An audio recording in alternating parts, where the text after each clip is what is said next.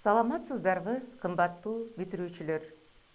Эфир аркылуу кайрадан сиздер менен кезигип жаткандыгым үчүн абдан кубанычтамын. Биз сиздер менен буга чейин жалпы республикалык тестирлөөгө даярдык көрүү максатындагы сабактардан жолугуп жүргөнбүз.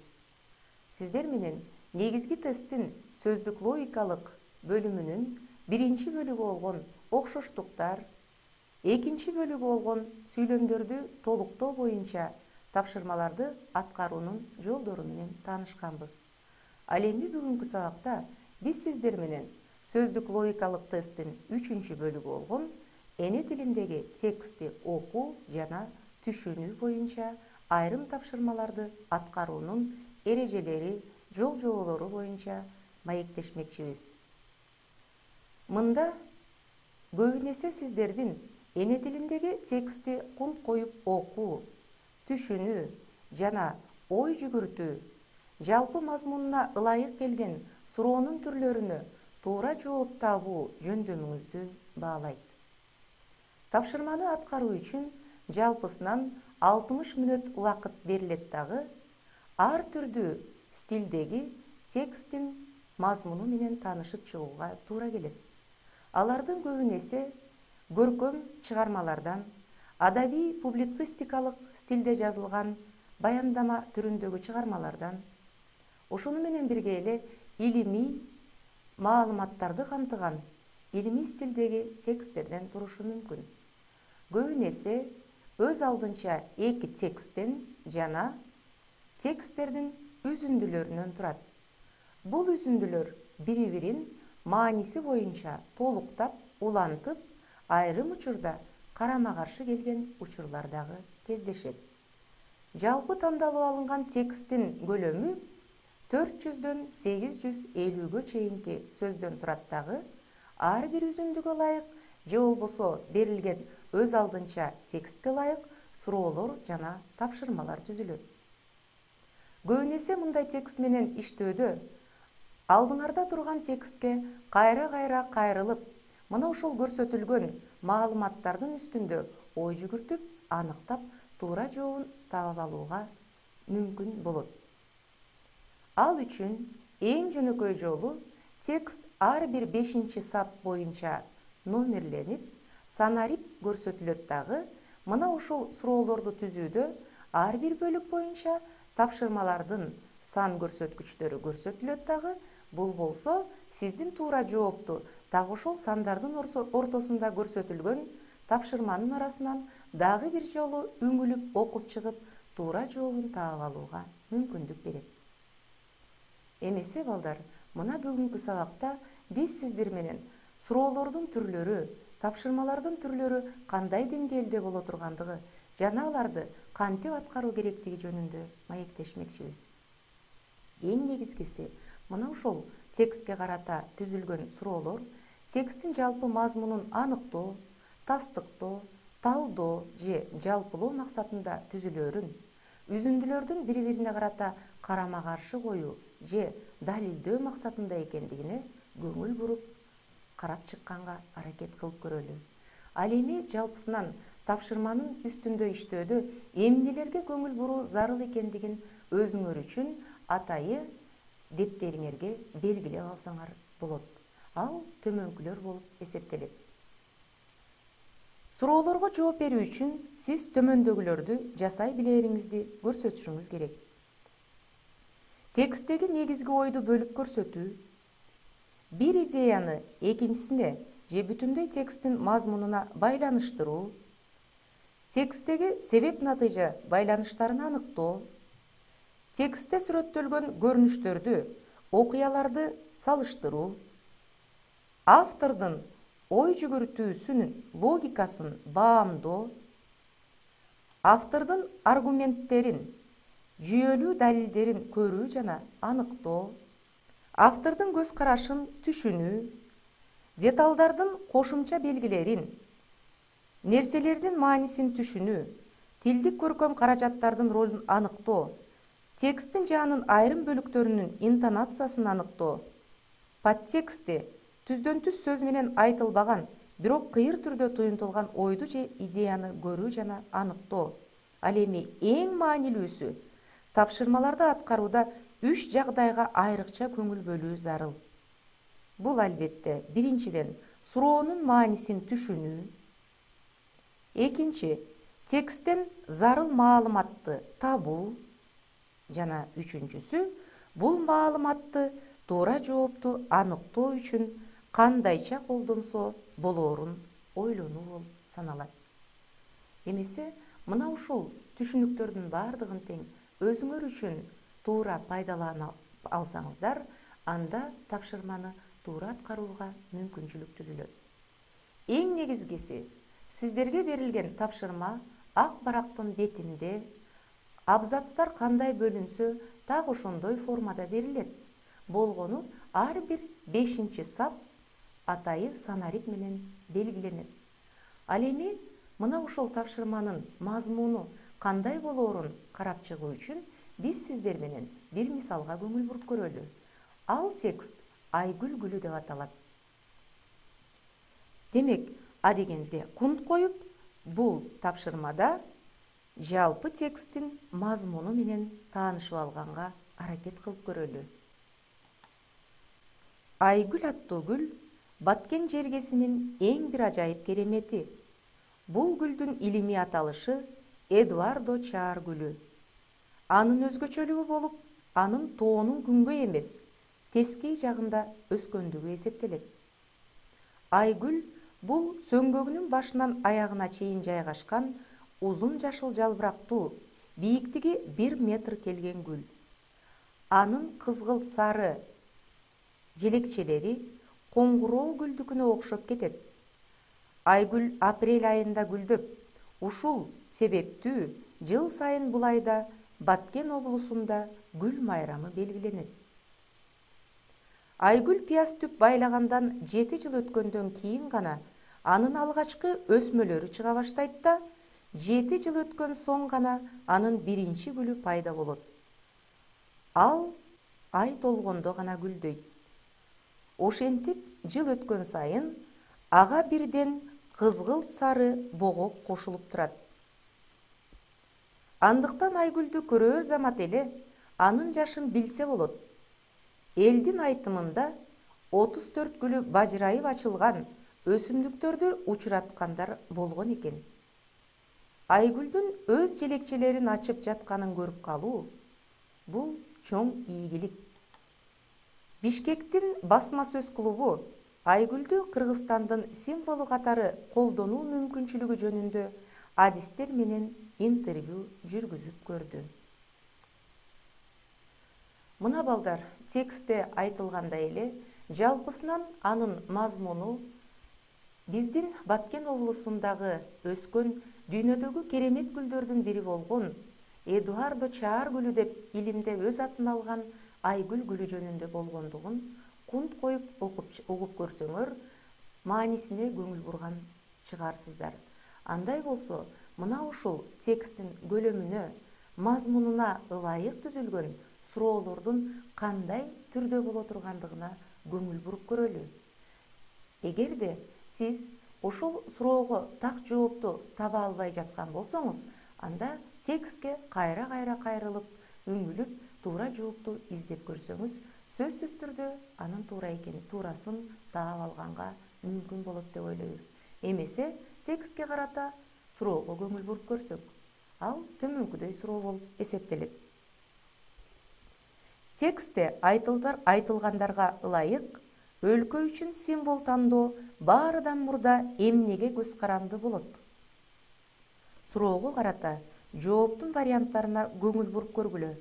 Ар бир жооп суроонун алдында ирети менен берилген. А вариантына көңүл бургула. А. Тааныштырылып жаткан өлкөнүн кайда жайгашкандыгына көз каранды. Б. Биз өз өлкөбүздү кандай кылып көрсөткүбүз келгендигине көз каранды. В. Өлкөбүздө туризм үчүн элди кызыктыргандай жерлер бар болгондугуна көз каранды. Жана Г. Тандалып жаткан символ канчалык кооз болгондугуна деген жооптор көрсөтүлдү. Демек, бул жерде эң башкысы ар бир жоопко кунт коюп көңүл бура турган болсок, булардын ичинен ой жүгүртүп көрсөк, эң туура жооп катары жалпы тексттин мазмунуна ылайык түзүлгөн суроо болгондуктан, алардын ичинен текст менен дагы байланыштуулугун карап, автордун айтайын деген ою, көз карашы мына ушул төмөндө көрсөтүлгөн 4 варианттардын ичинен эң туура жооп катары бирөөнү белгилегендигин көрсөтүп турганын байкоого болот. Анда эмесе балдар, мына ушул жооптун кайсы жооп экендигин карап көрөлү. Көңүл буруп көрө турган болсок, төмөндөгүлөрдүн ичинен туура жооп катары А варианты көрсөтүлгөндүгүн баамдоого болот. Анткени дүйнөгө кандайча өзүбүздү тааныткыбыз келгендиги бул биринчи кезекте мына ошол өзүбүздүн тааныштырып жаткан өлкөбүздүн кайда жайгашкандыгына байланыштуу боло тургандыгын билсек болот экен. Демек, автор дагы мына ушул ойду айткандыгы тексттин мазмунунан көрүнүп турат. Ошентип, бул тапшырмага ылайык биздин А вариантыбыз туура жооп болуп эсептелет.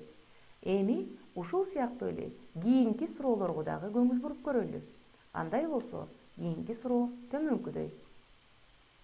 Текстке ылайык Айгүлдүн жашын эсептөө үчүн төмөн жакта саналгандардын ичинен эмнелерди билүү керек? Биринчи, анын алгачкы өсмөлөрү канча жылдан кийин чыга баштаарын. Экинчи, биринчи гүлү канча жылдан кийин пайда болоорун. Үчүнчү, ар жыл сайын Айгүлдүн канча жаңы богоогу пайда болоорун. Жана төртүнчү, бул гүл жылдын кайсы мезгилинде гүлдөй баштаарын. Бул тапшырманын татаалдыгы жооптун вариантында мына ушул саналгандардын бир нечеси болушу мүмкүн.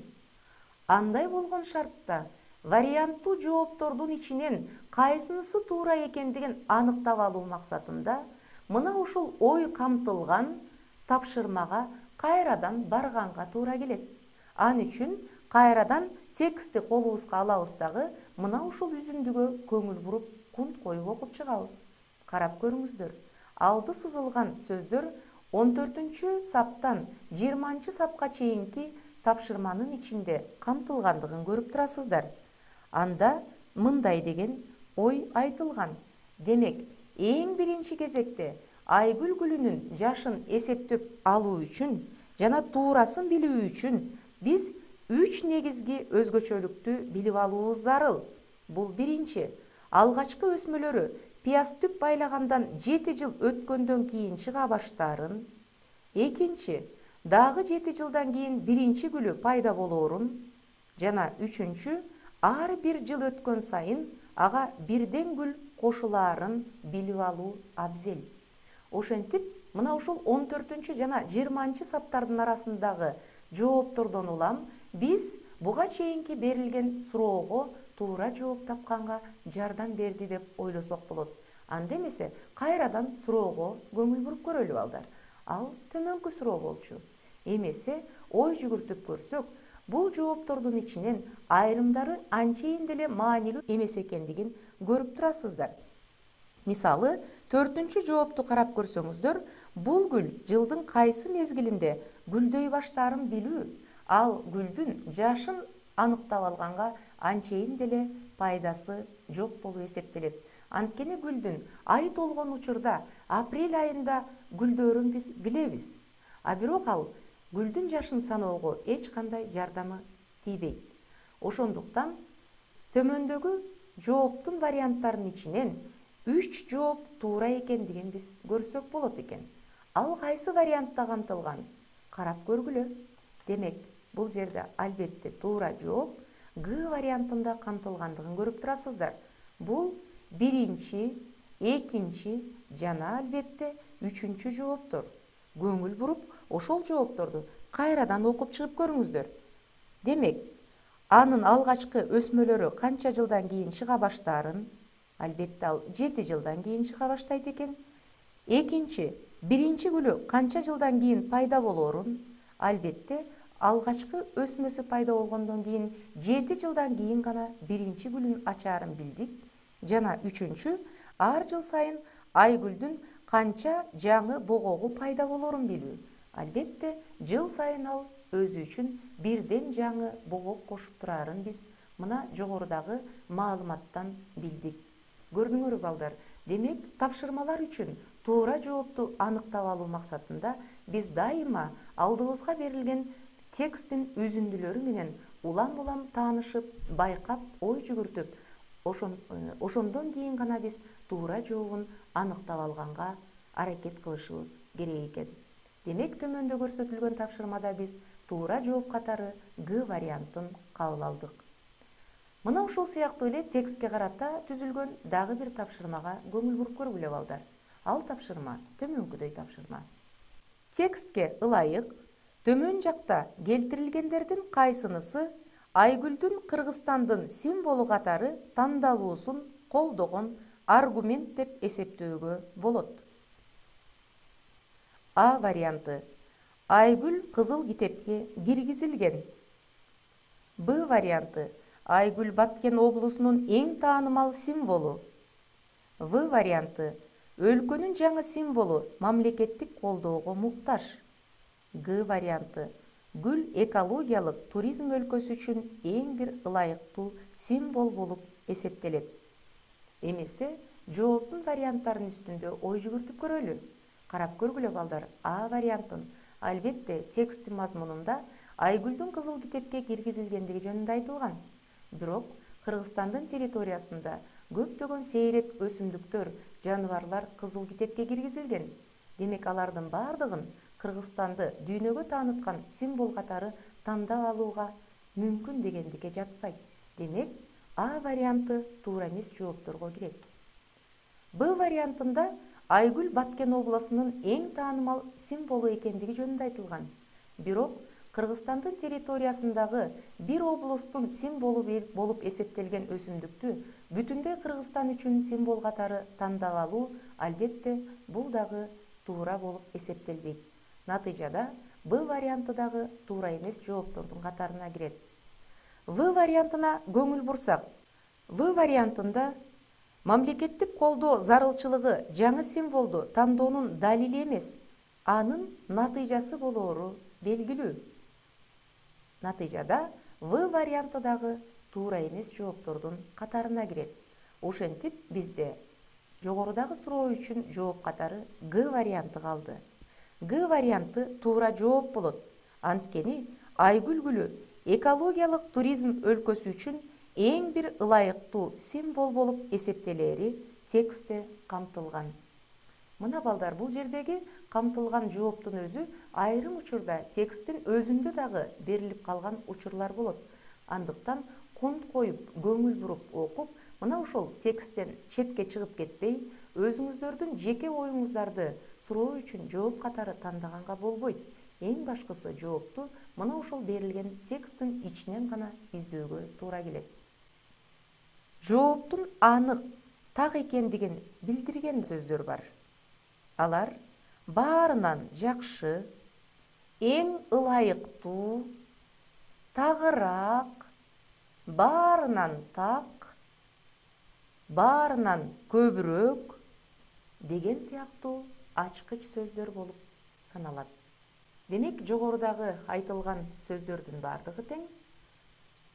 Көп ошол тексттин ичиндеги суроолорго жооп берүү үчүн багыт берүүчү, ойду аныктоочу, тактоочу жана туура жоопту тапканга түрткү берүүчү ачкыч сөздөр экендигин эсиңерден чыгарбагыла. Кымбаттуу балдар, эне тилиндеги текстти окуу, түшүнүү жана анын мазмунунун үстүндө ой жүгүртө билүү бул албетте ар бир окурман үчүн өтө маанилүү болуп эсептелет. Мына ушул багытындагы сиздердин ой түшүнүктөрдү кеңейтүү үчүн, айрым түшүнбөгөн сөздөрдүн үстүндө иштөө үчүн көптөгөн сөздүктөр жардам берет.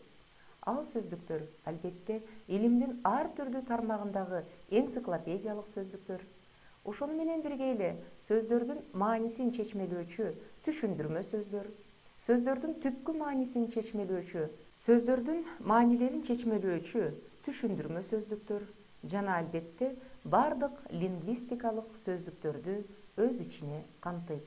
Алардын бардыгы сиздердин билимиңиздерди кеңейткенге, көбөйткөнгө жардам берет. Кымбаттуу балдар, мына ушуну менен бүгүнкү бизге бөлүнгөн убакыт дагы соңуна келип жетти. Биздин сабактан өзүңүздөр үчүн аз да болсо жардам ала алган болсоңуздар, биз сиздер үчүн өтө кубанычтабыз. Эмесе келерки сабакта бүгүнкү өтүлгөн темабызды улантканча сак саламатта болуңуздар.